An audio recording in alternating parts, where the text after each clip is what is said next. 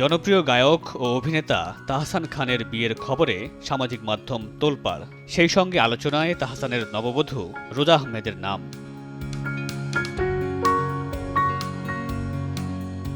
কে এই রোজা আহমেদ, আর তাহসানের সঙ্গে কিভাবেই বা তার পরিচয়? সামাজিক মাধ্যমে কৌতূহলী এসব প্রশ্নের মাঝে ভাইরাল হল নববধূ রোজা আহমেদের ৭ মাস আগের একটি আবেগঘন ফেসবুক স্ট্যাটাস।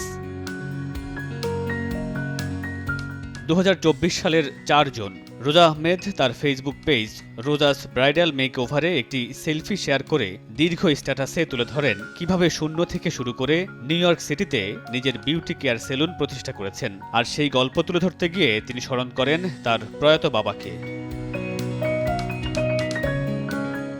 রোজা আহমেদের বাবা বরিশাল নগরীর বাসিন্দা ফারুক আহমেদ। বাবার মৃত্যুর পর প্রতিবেশী আর আত্মীয় স্বজনদের অবহেলার কথা স্মরণ করে তিনি বলেন, বাবা শুধু আমাদের ছেড়ে চলে যাননি, সেই সাথে যে মানুষগুলো আমাদের এত সম্মান করতেন তাদের ভালোবাসাও চলে গেছে আমাদের উপর থেকে।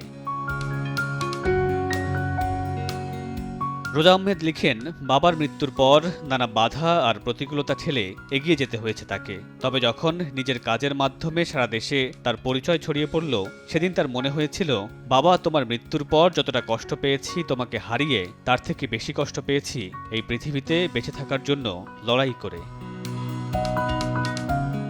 শনিবার বিকেল থেকে রোজা আহমেদের এই স্ট্যাটাসটি অনেকেই সামাজিক মাধ্যমে শেয়ার করে তাকে অভিনন্দন জানাচ্ছেন। সেই সঙ্গে লিখছেন, তার এই সংগ্রামের গল্প অনেকের জন্যই অনুপ্রেরণা হতে পারে।